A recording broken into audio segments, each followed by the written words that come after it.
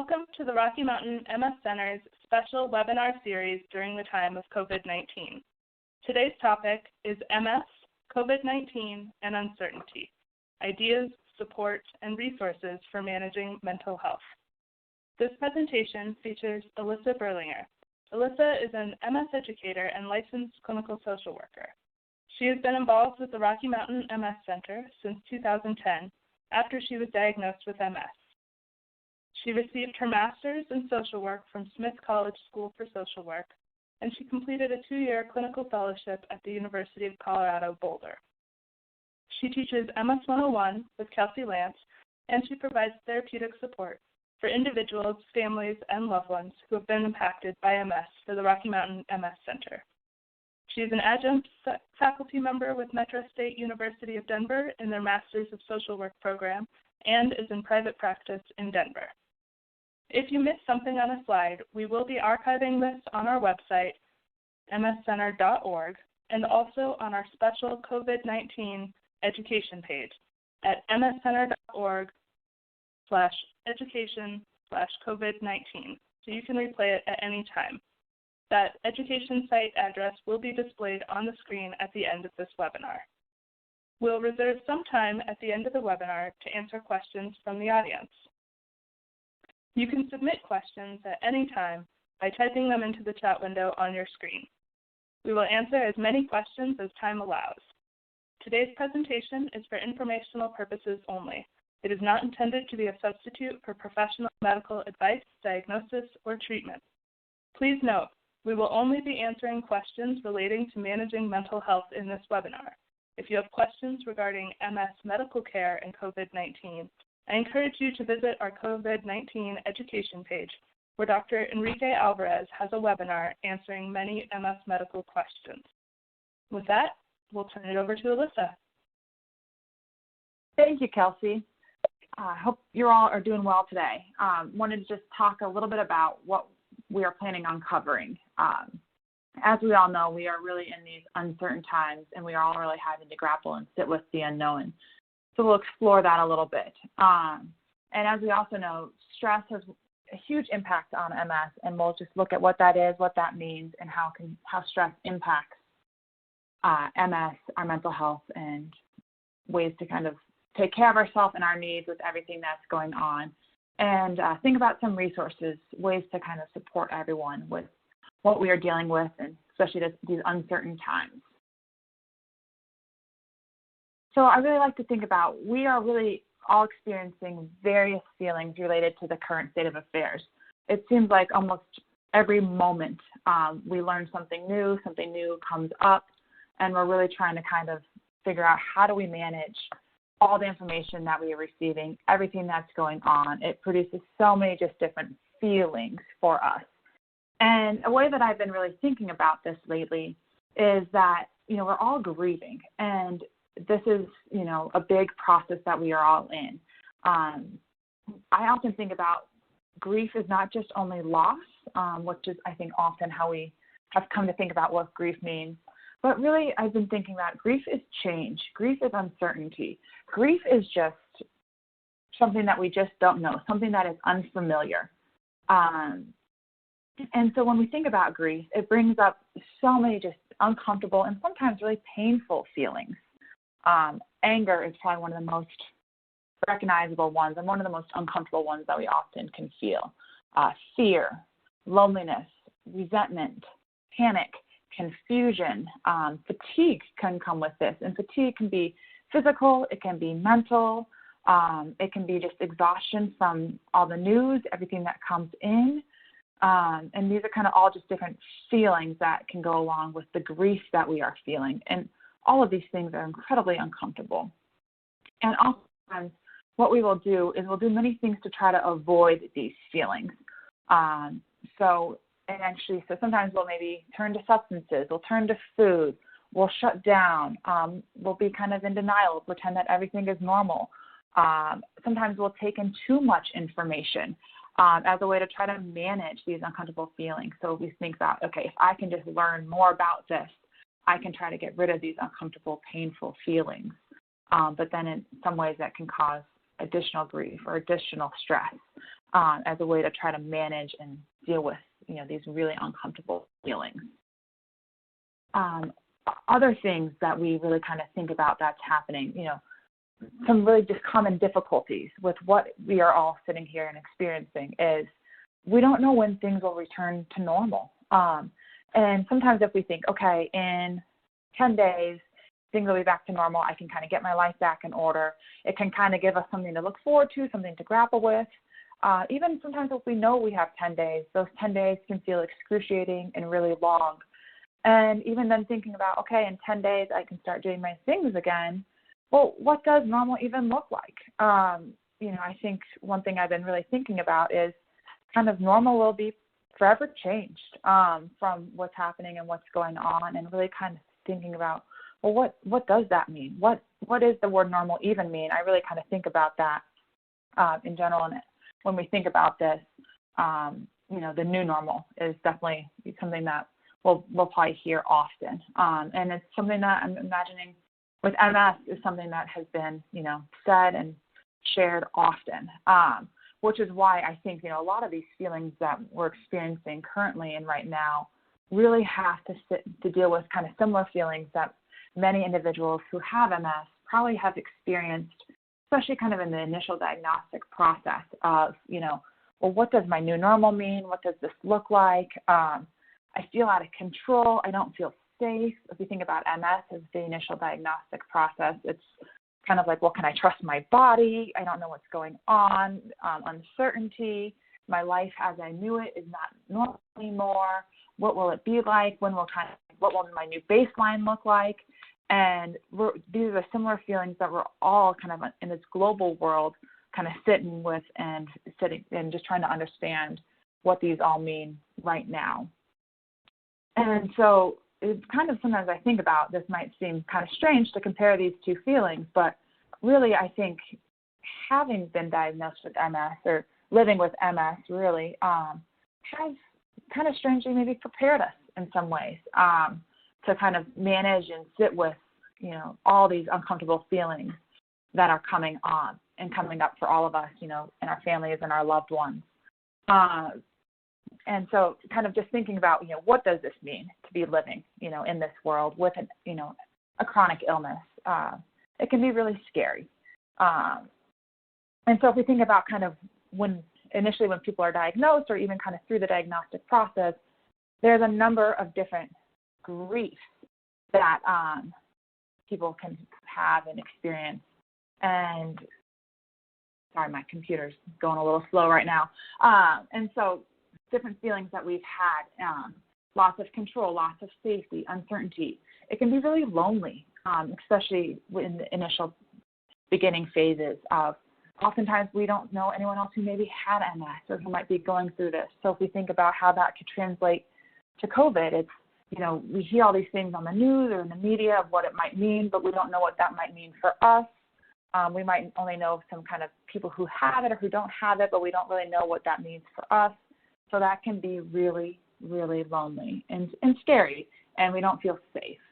And safety, when I talk about that doesn't always mean just our physical safety. It could also mean, our mental safety and just kind of how we feel in terms of how we move through the world, in terms of what safety means.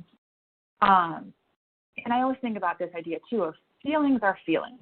It doesn't always matter where they originate, whether they are kind of internal experiences that we've had, especially kind of around getting diagnosed with MS, or if it's from external experiences that maybe we're all feeling right now with the state of affairs and COVID and just not knowing. It can kind of spur a lot of feelings for us. And so oftentimes there might be some of these uncomfortable feelings that can kind of be sitting under the surface that we don't always realize or recognize, or we can kind of avoid them for a little bit.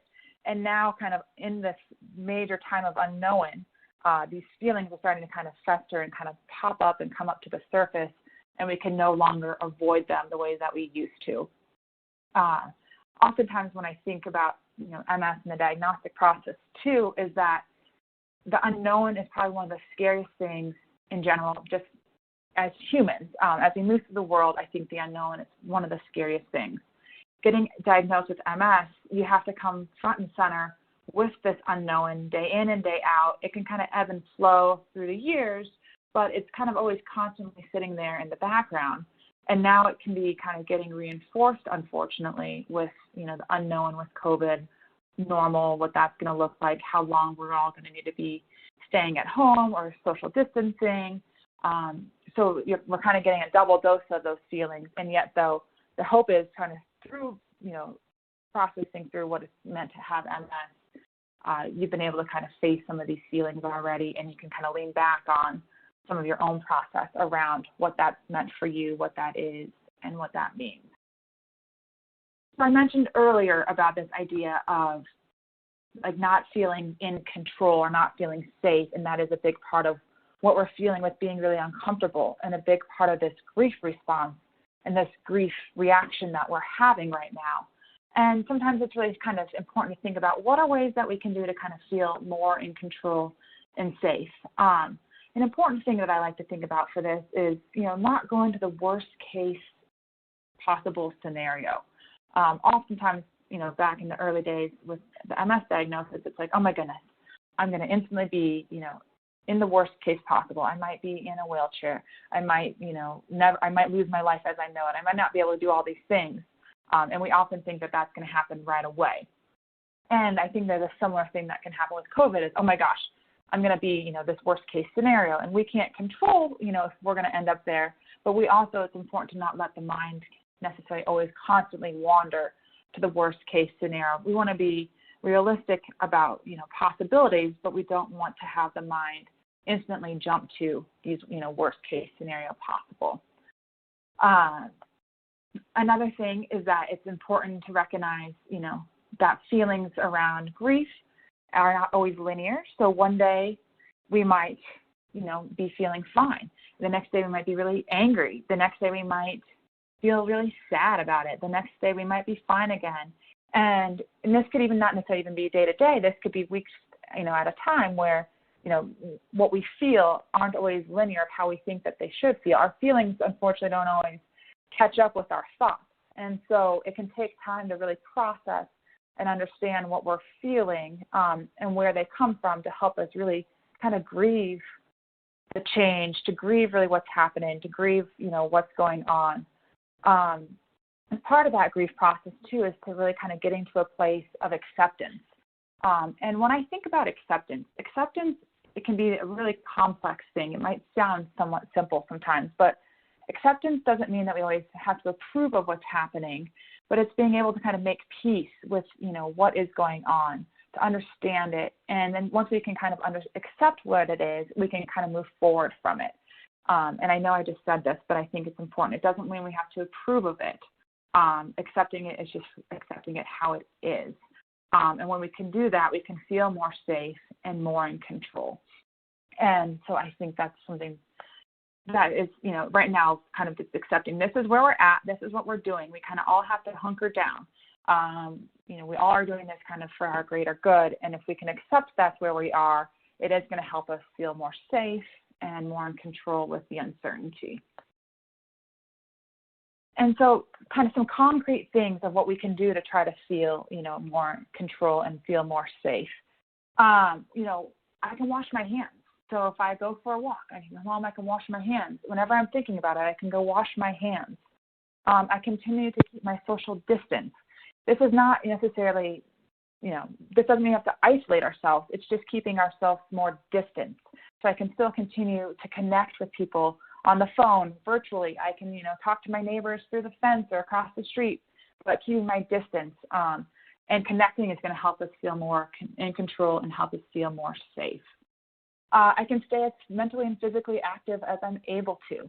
I think the able to is important with this. When Kelsey and I teach MS 101, we often talk about the importance of exercise. And what we know for that is that's where we make new brain connections. And when we say exercise, that doesn't mean you go, run a marathon to stay physically active. It's what is it that you can do consistently that you feel good doing and that you don't necessarily wipe yourself out so that you can't be physically active the next day either. So if maybe you're having a rough day and all you can do is, walk down to the driveway and back or walk to the mailbox and back, it's being intentional. It's being, all right, this is what I'm doing to stay physically active today. I am doing this so that I can feel more in control, so I can feel safe. And so same with mentally, some of that is crossword puzzles, connecting on the phone actually for staying mentally active. Those are different things that we can do. Limiting our intake of news, I think, is really important also. So, there's always news coming out in this 24-hour news cycle, but the news isn't necessarily changing that often and that quickly. So maybe just being mindful of when and how and what news you take in are different ways that we can think about, ways to feel in control. So all of this is probably making us feel incredibly stressed. And how could we not feel stressed? There's, a level of normal stress that we all experience just day in and day out. And now we couple this with just the global stress that we are all feeling, with just so much uncertainty. And so really what we're trying to do is, how do we reduce our stress?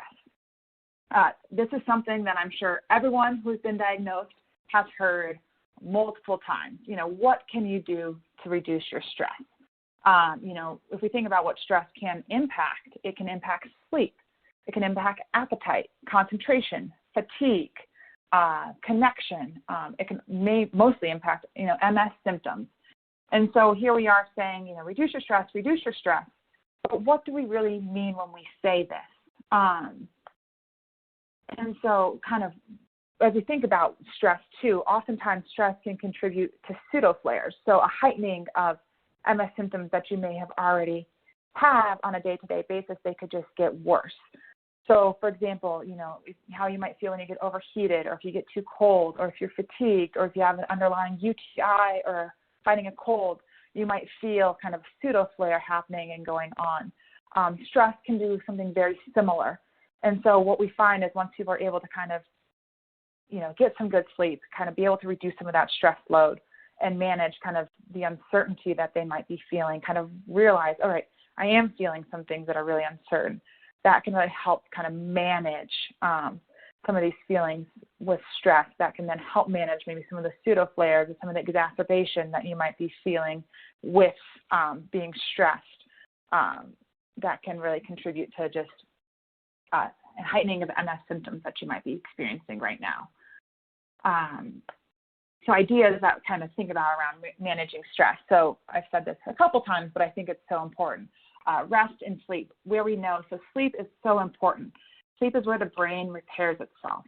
So not only are we helping our MS, we're helping our stress levels, we're helping our body stay as healthy and as healthy as it can be right now with just everything that's going on.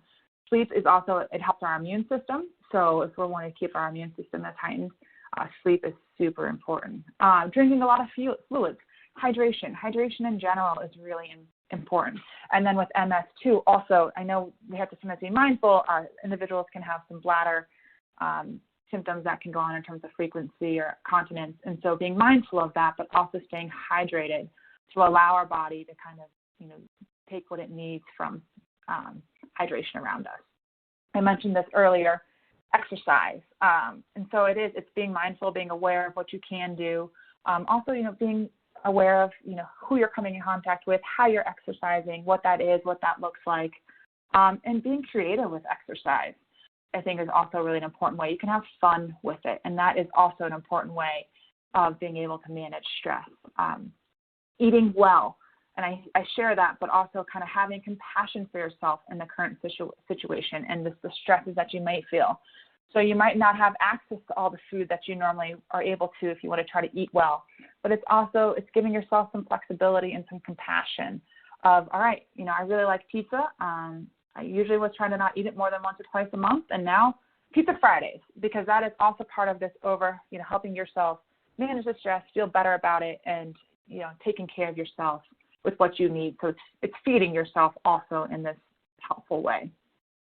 I know Kelsey mentioned this earlier, but Dr.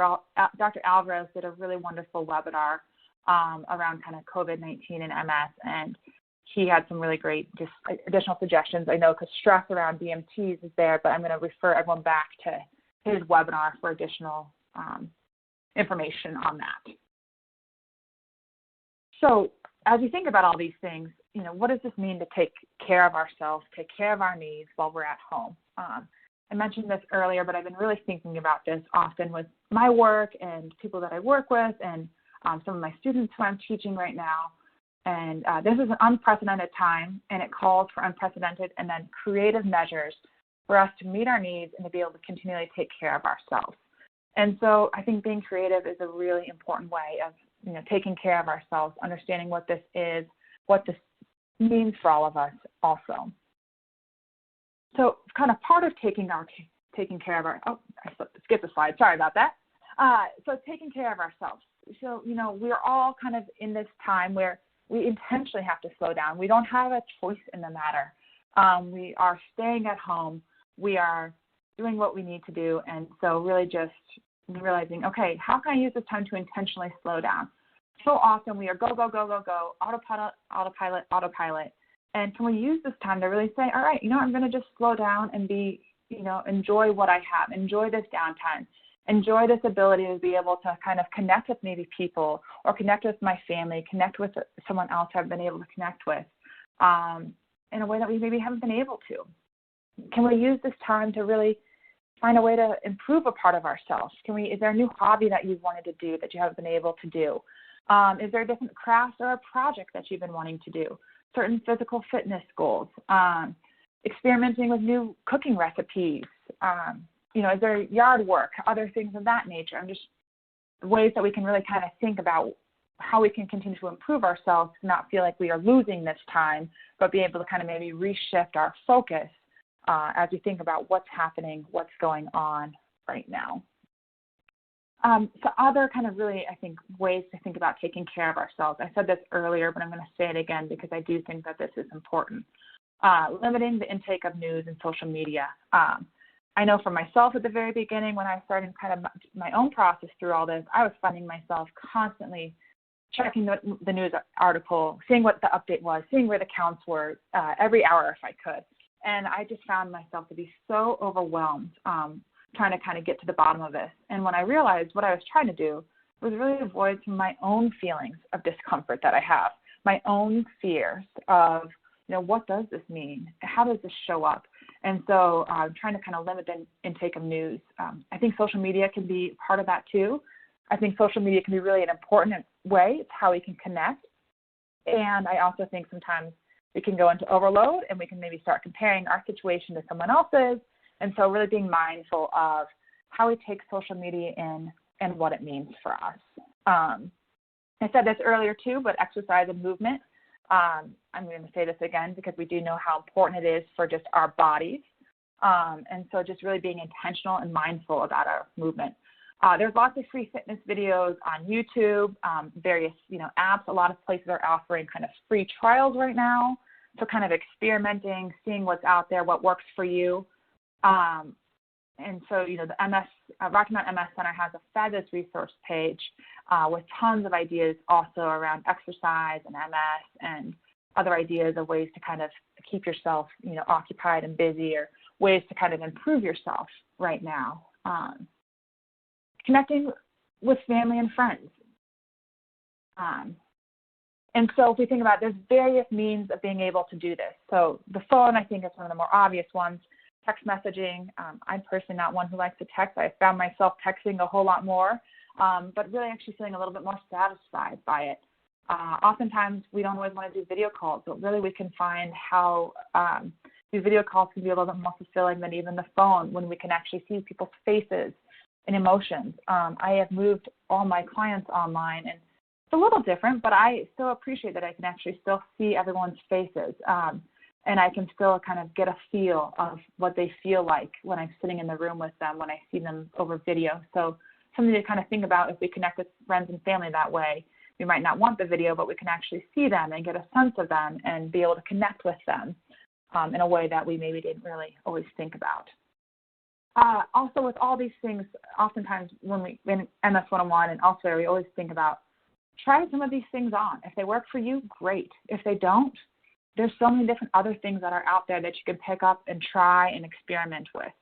So if one thing doesn't feel like it works well, keep trying. There are other things out there that kind of help you be able to take care of yourself and your needs. Along that same, vein, it's really important right now to give yourself some space and some time to feel all your feelings.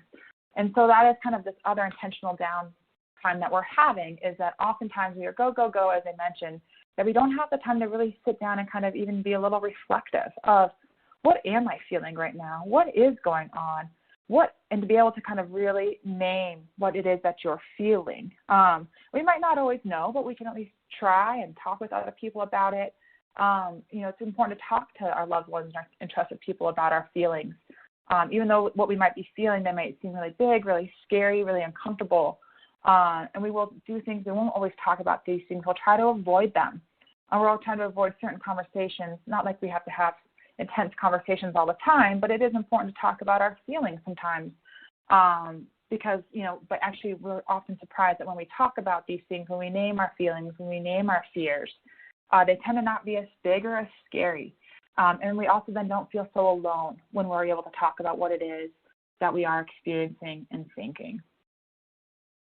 A few more ideas to think about, just kind of on the day-to-day of what do we do to take care of ourselves. Get up. Try to get up at the same time every day as you maybe normally would for work. Take a shower.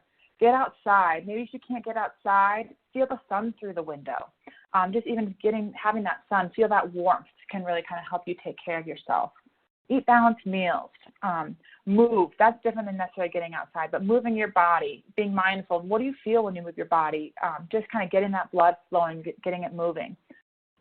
It's sometimes really nice to want to wear our sweats all day long, but get up and put real clothes on. I have found I get up and take a shower every morning and put my clothes on before I start my day, work with my clients, and it does make a difference. And it helps me just kind of have some sense of normalcy where there is not a lot of normalcy going on around me. And I don't have my normal routine where I don't drive to my office every day. And so it's trying to kind of create what's my new routine now with how I continue to take care of myself. How do I decompress at the end of the day? And just trying to kind of think about different ideas around that. Some things that I was thinking about as kind of reading through some different resources and just ways to kind of continue to think about what's going on and how we can feel connected is, who am I checking in with, or who am I connecting with today? It doesn't have to be the same people all the time or every time, but maybe there is someone who you wanted to connect with and you haven't had the chance to or the time to. This could be a time to reach out to them. Or maybe, just really think about who's important that I continue to touch base with, who is important to me, and then I make sure I reach out to them. Thinking about, what are my normal expectations of normal? And, what am I letting go of today? Because we are not necessarily in these normal times. Normal, as we used to know, is not what normal is now. And it's kind of similar with, MS. This is something that probably we often hear the most is, well, what is my new normal? What does this mean? And how do we kind of continue to let go of what from the past, what was normal, and kind of just be more present and mindful of what is important at this moment? And so really kind of just being mindful of what is going on, what's important to me right now at this moment. How am I getting outside? I keep saying that along with the exercise and movement piece, but getting outside, even if it's maybe sitting on your balcony or sitting on your porch, sitting in your driveway, just getting outside, getting some fresh air, that is really important just in terms of our overall mental well-being. Some things that I always kind of want to, we talk about this often within our MS 101 is, where are you getting your information from? Trying to really be mindful of, the sources where your information is coming from. Being an informed consumer, I think, is so important kind of with what's happening and what's going on right now. So, we often say with MS, and I think it makes just as much sense right now of just being really mindful of where you are getting your information. We will all get through this together. I know it is not easy, but we will get through this together. This is our time to really come together and support one another. We are at a time where we might feel like we are all panicking and and some of this is actually in a rational way. But it's also really important that we hold on to some rational sense of hope. And so that is part of us. We will get through this together. We will, get back to our lives, some sense of normalcy. We don't know what that looks like yet, but we will get back to some sense of normal. And we have to have some hope that that will happen. And it's not being irrational, but it's being rational about what that is, what that means, with all these feelings of uncertainty that we're experiencing. A few last resources that I found really useful. So as I mentioned earlier, the Rocky Mount MS Center has compiled a really useful resource page of all different types. You know, they have some financial resource information on there. They have movement resource information on there. They have activities. They have tons of different types of resources that are there and available. There are a ton of different mindfulness and meditation apps. These are helpful and useful because they help us be able to just sit with what we are and notice what we're feeling right now. So I mentioned earlier, you know, being able to notice and name our feelings, and what those can help us do is help us be able to become a little bit more uncomfortable with being uncomfortable, and help us kind of manage and get through what it is that we're all feeling right now. Tons of online fitness apps available. And I also want to mention there's something called Coursera. I think I'm saying it right. And they offer numerous open source classes that are out there and available. And one that I have personally really found enjoyable and useful is from Yale. And it's by Dr. Lori Santos, and it's on the science of well-being. And what that does is she kind of just looks at all the different, you know, what helps us, you know, feel happy. What does it mean with well-being? Kind of what the science behind that. And it's a really amazing course that's out there, and it's free, and it's available to anyone through Coursera also. So that is kind of I want to open this time up for some questions. If anyone has questions or things that are coming up from them about what we went through here today. Thank you, Alyssa. If you do have a question to submit, please do so now using the chat window on your screen. Just a reminder, we are unable to give specific medical advice out during the webinar. If you have questions relating to specific DMTs and your MS care, please discuss these with your neurologist. You can also check out the COVID-19 education page on mscenter.org for a webinar featuring Dr. Enrique Alvarez answering MS questions about COVID. I'm going to pull that resource page back up because I think it's really important. The education page from the Rocky Mountain MS Center, as Alyssa has mentioned, has lots of different resources. It's got that webinar. It's got a page full of links. A lot of mindfulness and meditation apps are listed in there, as well as a ton of fitness activities. I'll do a shout out for the Coursera as well. I just signed up for that Science of Wellbeing class. I'm pretty excited about it. We do have a couple of comments thanking you for the information, Alyssa, but we don't currently have any questions, so I'm going to go ahead and wrap this up. If you have questions that you'd like to submit later on, you can just send them to info@mscenter.org. Oh, we've got another comment in here. Another thank you for giving out good information and reminders for everyone. So thank you guys for listening. Thank you all for your time today. Appreciate it.